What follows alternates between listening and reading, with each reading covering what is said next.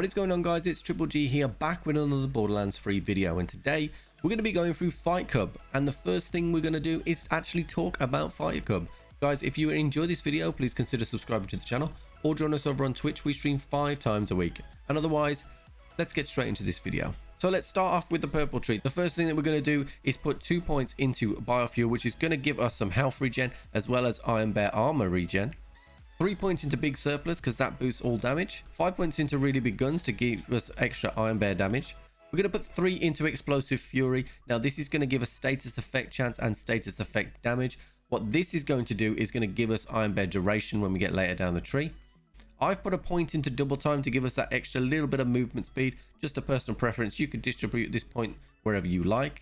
And then a point into fired up, which is going to give us that extra fire rate. Then we're going to have 5 points into never going to give you up, which means whenever we apply a status effect to an enemy, Iron Bear gains fuel, which is going to increase duration. Then we're going to have a point into limit break, which is linked to status effect. Again, every time we apply a status effect to an enemy, we're actually going to get some cooldown rate. Onto the blue tree, and there are no surprises here. We have 5 points into fire in the Skag's Den, 3 into deadlines. We actually have 3 points into means of destruction and 1 from the class mod. We have 5 points in torque cross promotion and 5 points in stainless steel bear, again 1 from the class mod. We have 1 in pull the holy pin, 3 into vampire. This is going to be one of our main sources of healing, and then a point into short fuse. Onto the red tree. Now we have 5 points in armored infantry, 4 into Vladov ingenuity, 5 into drowning in brass, and 1 into experimental munitions. The reason why we have been able to go down this tree so far is because we're going to actually be using the railgun. Now the railgun as standard is shock. We're going to be able to change that to incendiary by selecting hell on the rails, and then to corrosive using corrosive sabot round. Now this means when you're coming up against a particular enemy type or boss, you're going to be able to switch Iron Cub to be effective against whatever army you're fighting. Finally, we're going to have 1 point into Dakka Bear, which is going to give us an extra 20% Iron Cub damage. In terms of augments, obviously we're going to be selecting the Iron Cub. We're also going to be selecting efficiency engine. Moze gains increased gun damage the longer Iron Cub has been active, and we are going to be keeping up for a significant amount of time.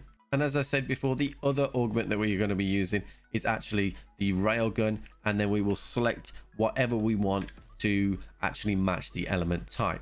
So onto the gear then. So one thing I would recommend is if you can get consecutive hits as an anointment. Now you can use kind of whatever your weapon you want. I would recommend using the plasma coil if you have one with consecutive hits. Don't worry if you don't have one. We will be making this save file available in our Discord, and if you are in the Discord, you are also going to be able to get some of this stuff on console as well.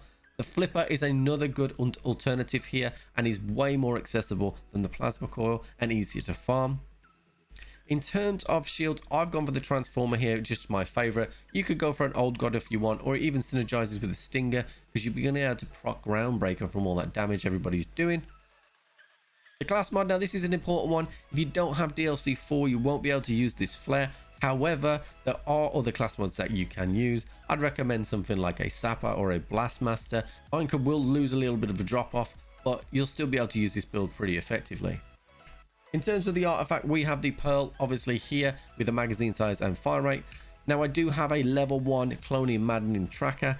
This was sent to me. However, if you do not have this, you can use a normal CMT at level 65. Just be careful that you don't actually get killed yourself. So as I said before, guys, this build is realistically a pet build, but a pet build with a punch. It can really do significant damage. We're talking hundreds and 200 million in one shot, especially if you match the element up before you call your action skill in. Guys, if you have enjoyed this video, please consider subscribing to the channel or join us over on Twitch. We stream 5 times a week, and otherwise I'll catch you on the flip.